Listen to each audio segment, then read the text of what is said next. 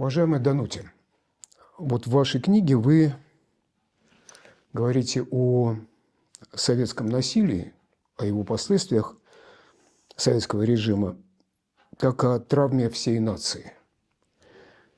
Скажите, пожалуйста, если можно, буквально так, по пунктам, какие именно психологические механизмы использовала советская власть, как она работала, как она формировала общественное сознание, в том числе и личное, уходя дальше уже, в семью и дальше до каждого человека? Во-первых, она использовала террор. И все знают о репрессиях. Сначала они преследовали лучших членов общества. Они депортировали, заключали лучших профессоров, ксензов, образованных людей, членов политических партий. То есть они знали, что есть часть общества, которая никогда не станет лояльной советскому режиму. И они их уничтожали. Потом с оставшейся частью общества они работали. Сначала этот террор, этот страх, он должен был действовать и действовал. Люди знали, что будут преследоваться, если против власти там будут. И в таком страхе, в таком терроре общество жило. Потом политика стала меняться.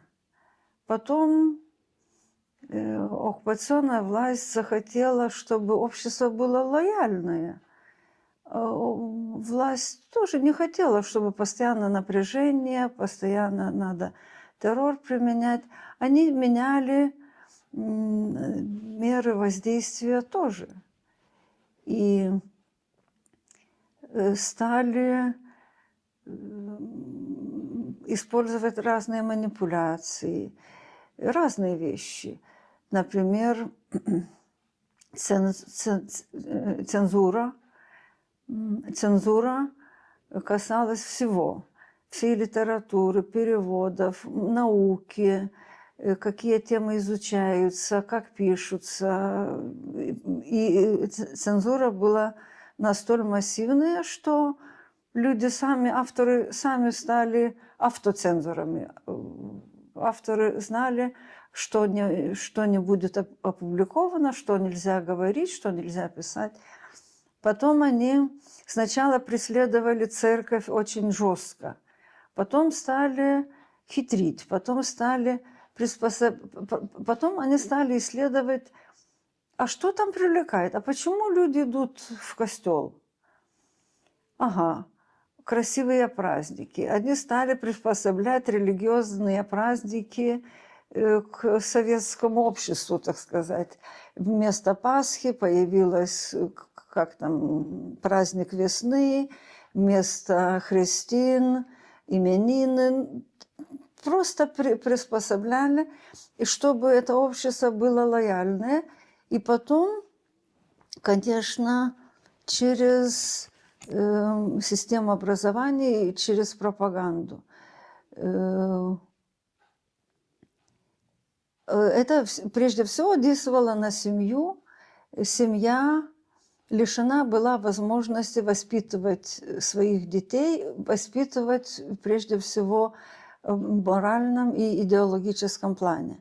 Семья не могла говорить правды, всю правду о истории, правду, вернее, всю ложь рассказывали коммунистические организации, там октябрята, пионеры, комсомольцы, школа.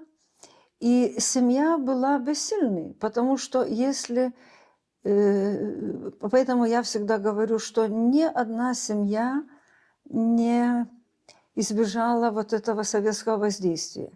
Если семья знала правду о своей истории, о своей стране, и хотела бы об этом рассказывать детям, это опасно.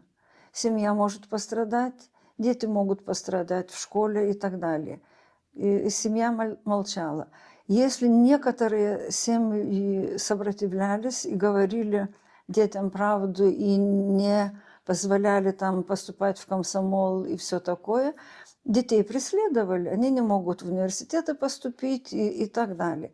И такой всеобщий террор, он делал свою работу. И что очень опасно, и что очень важно нам сейчас, вот как стране, как обществу, переосмыслить это, рефлектировать об этом, как это повлияло в долгой перспективе.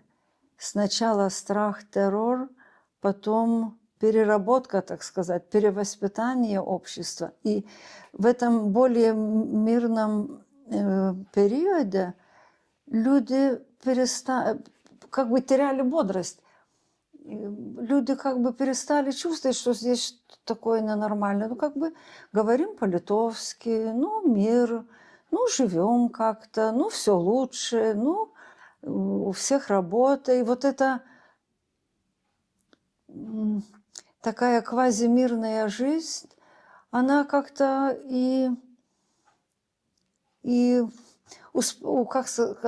как сказать, усыпляла и бодрость, и ту чувство правды. И вот что нам сейчас важно как обществу, нам очень важно разобраться в себе, распознать, где у нас еще следы вот этого советского яда, советской оккупации, советских привычек. Когда мы начали исследования в Вильнюсском университете о травмах, о политических травмах, о репрессиях, оказалось, что люди, которые испытали советские травмы напрямую, люди, которые были репрессированы в тюрьмах, в ссылках, в лагерях, они на их здоровье, на их психологическое самочувствие это повлияло. Они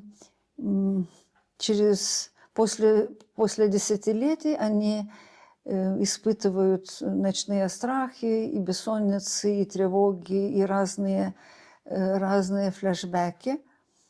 Но морально они более устойчивы. Они пострадали от репрессий, но они знали правду. И очень такие интересные есть свидетельства людей, которые вернулись из ссылок, из Сибири, из тюрем, когда они после 10 или более лет вернулись обратно в Литву, они были очень удивлены. Много таких свидетельств, где люди говорят, общество неузнаваемо, люди другие, люди изменены, люди напуганы, люди недостоверны, люди думают только о себе. Это им было очень видно, их очень оскорбляло, удивляло. Я всегда говорю, что наша страна, наше общество очень счастливое в том плане, что мы имеем вот эту возможность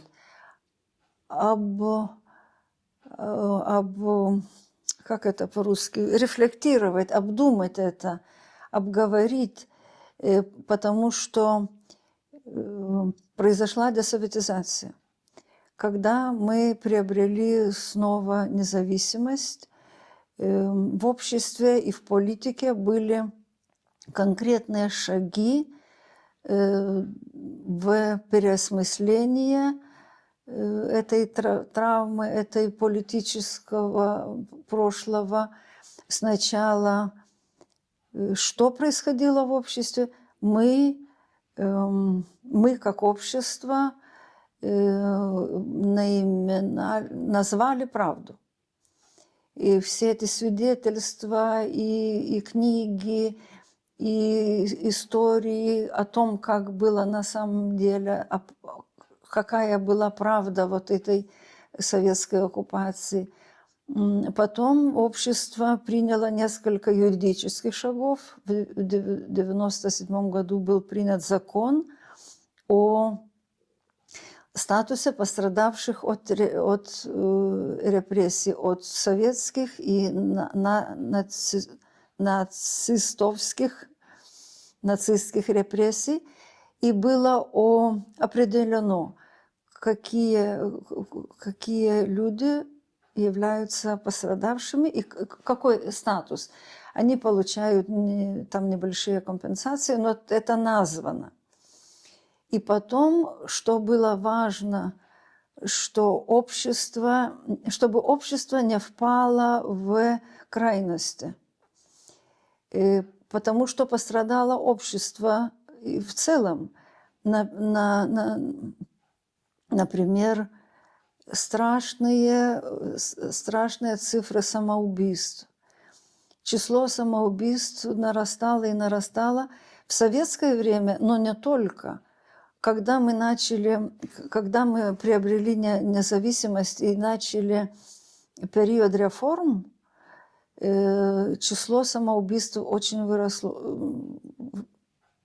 подскочило, выросло, потому что это десятилетие, этот период был очень-очень тяжелым, очень страшным. Безработица, преступность, самоубийство и так далее. И все общество должно было перестроиться заново. Новое, все новое. Законы, система образования, система обороны, абсолютно все надо было сделать сначала. И для многих людей это был большой-большой вызов. Но мы это тоже, как общество, мы тоже сделали это, преодолели это.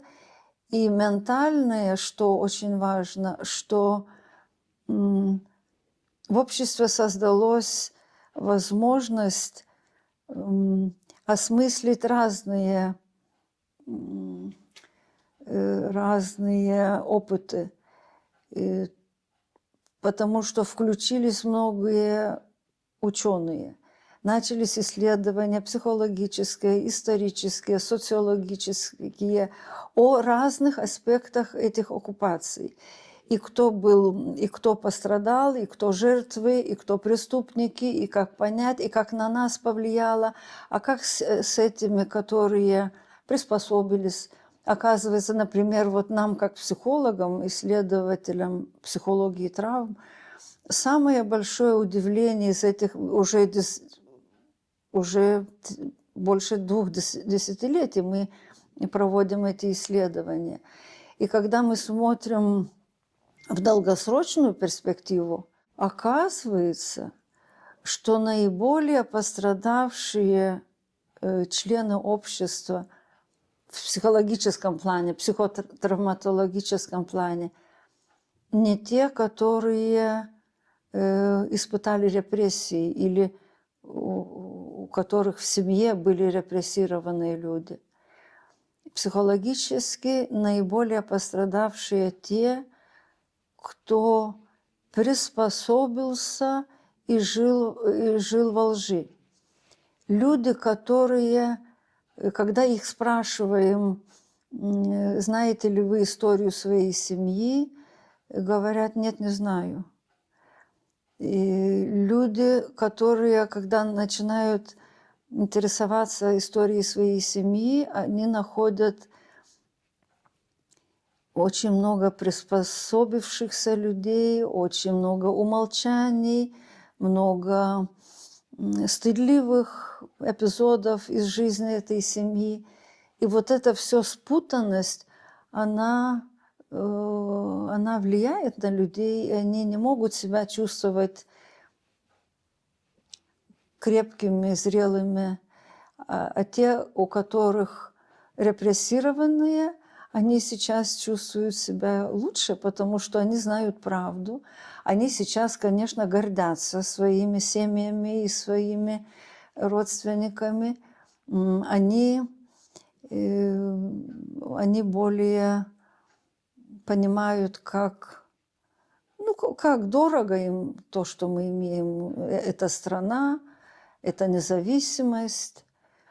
Это одна такая линия в науке, в исследованиях. Еще раз, слава Богу, в науке, например, нету одного нарратива, нету одной версии. Ученые исследуют разные версии, много дискуссий в обществе, открываются все новые исторические факты, их надо переосмыслить.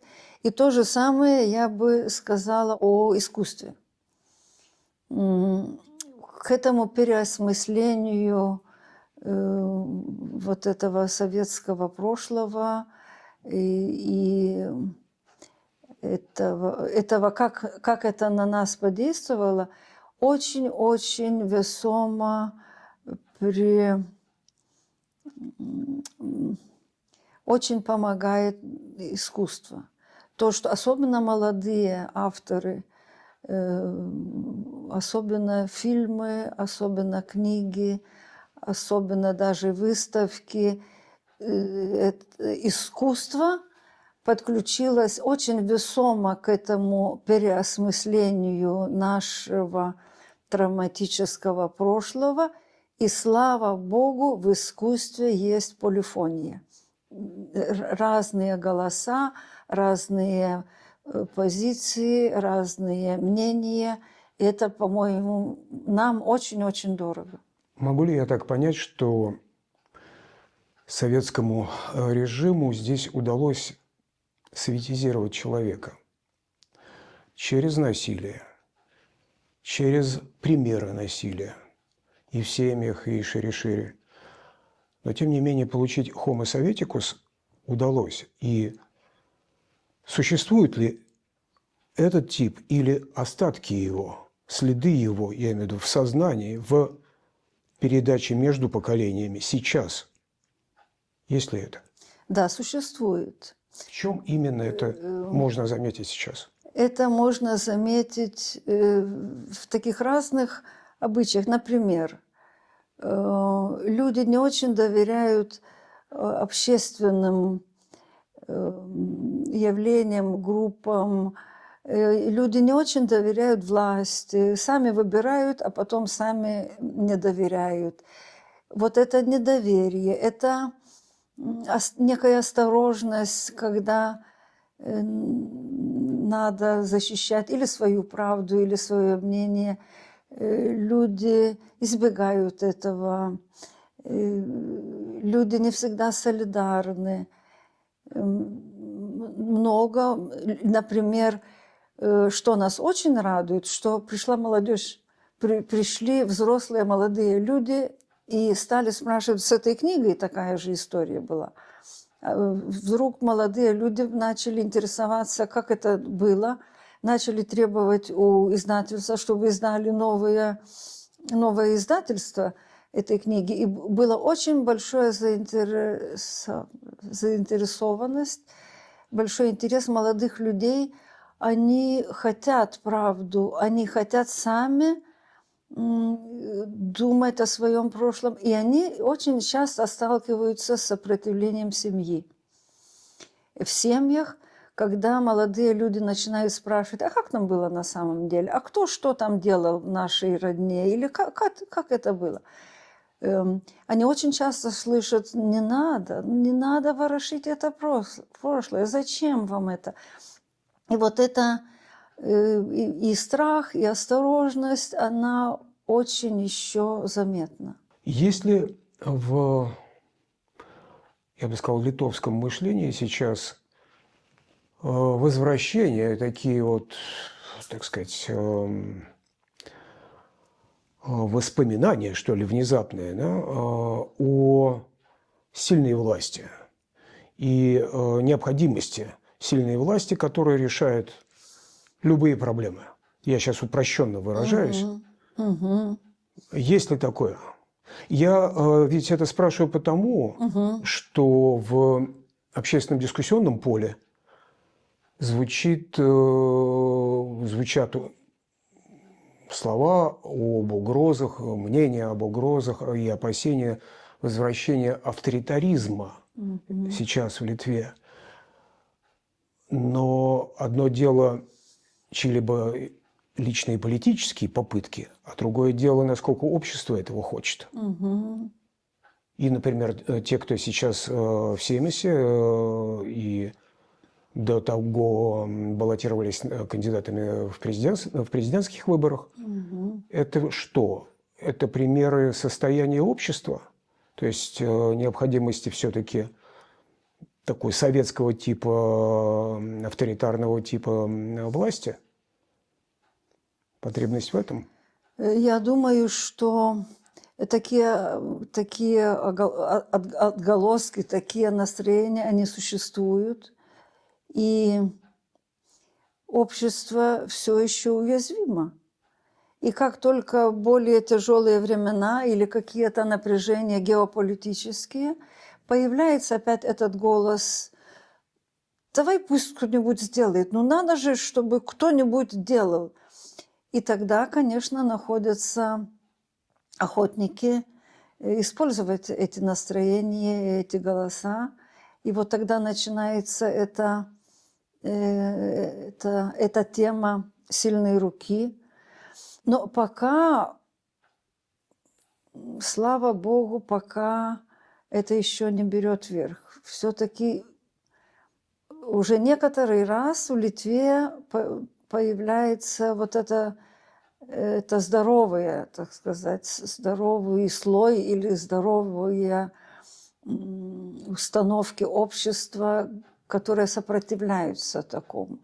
Я, например, очень не люблю говорить о Литве, литовский народ, литовская нация. Я всегда стараюсь говорить общество, наше общество, потому что так было всегда. Мы не есть мононациональное общество. Мы всегда были разные, и так было, так есть, и сейчас так есть. Это не есть дело литовской нации, это дело нашего литовского государства. Это наше общество.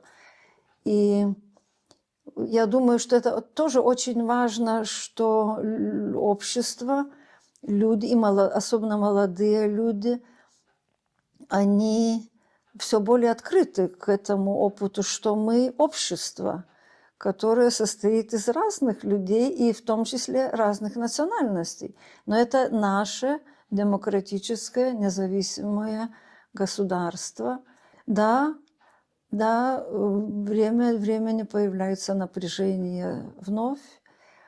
И это очень трудно оценить, где только само общество к таким настроениям приходит, а где еще со стороны кто-то манипулирует. И вот в таком... И так как я апологет этого положения, что мы выздоравливающее общество, я всегда говорю, что какой наш путь из исторической травмы? Наш путь выздоровления. Мы становимся все более здоровым обществом, потому что здоровое общество, на мой взгляд, это то, которое может вот это мультинарративы, разные перспективы, разные группы объединить не в том узком слове, что мы едины, но создать условия всем жить нормальной, свободной жизнью в хорошем государстве. Этому появляются вызовы. Иногда кажется, что мы действительно все так успешно складывается, а потом вновь угрозы и напряжение. Этот путь не есть спокойный. Вот в советское время, поскольку я там родился и кое-что об этом помню и представляю, в советское время делался акцент, он, правда, был неуспешен, чем дальше, чем позже, тем более неуспешен.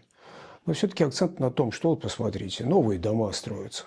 Вот у нас там новые машины, «Жигули» или что-то такое. Вот как, в общем, лучше и лучше становится жизнь. И пятилетки, и все на свете. Это, чем дальше, тем больше становилось общими словами. Вот. Но вопрос вот о чем. В Литве, когда живешь, то есть ощущение, есть предположение, что государственная сама, и в том числе общественная сама система, она делает акцент и приоритет на так называемой средней жизни. Это на самом деле очень здорово. Но нет ли здесь того дисбаланса, когда средняя жизнь становится абсолютом, и, собственно, тогда, я бы сказал, политическое общество уходит, и политическое начало, и значение уходит куда-то дальше. Вот. И в результате не так важно, какая власть, а главное, вот эта качественная средняя жизнь. Есть ли здесь, я имею в виду в Литве, возможность реванша сильной руки, любой сильной руки, любой, главное, сильной, которая просто, играя на этом и обеспечивая, так сказать, ту самую среднюю жизнь, значит, может привести, в общем, куда обратно. И обратно в Совдепию, и куда угодно. Но я очень надеюсь, что нет. С одной стороны, средняя жизнь – это такое нормальное стремление каждого общества. Да, Никто безусловно. не хочет жить там в революции или в борьбе. Люди хотят жить нормальной, хорошей жизнью. Но наша ситуация такая, что полно вызовов. Время от времени вызов. Время от времени случается что-то, что сплочает общество. И мы такие экзамены уже имели, и пока мы их сдерживаем. Когда появляется опасность вот одной силы или там диктатуры, или сильной руки, общество как-то сплачивается. Как-то мы умеем и от паксоса избавиться, и от таких опасностей, которые появляются, и тогда какие-то здоровые силы в обществе все-таки сплачиваются. Отсюда вопрос. Какие такие ценности литовский народ смог спасти и пронести через советскую оккупацию, которые сейчас позволяют не сделать себе абсолютом эту самую среднюю жизнь, а идти за чем-то выше? Я думаю, что самое главное – это борьба за свободу. И потом, что меня очень радует, мы не застряли на этой роли жертв. Мы все-таки, как общество, мы признаем вот эти жертвы, страдания, оккупации, все, что было, но как-то удается в обществе на этом не застревать. Не только мы жертвы, мы кому-то тоже причинили зло. И были там разные ситуации в нашей истории. Но мы хотим развивать эту страну, это общество. И я думаю, что культура, образованные люди тому очень помогают. И тоже семейная память.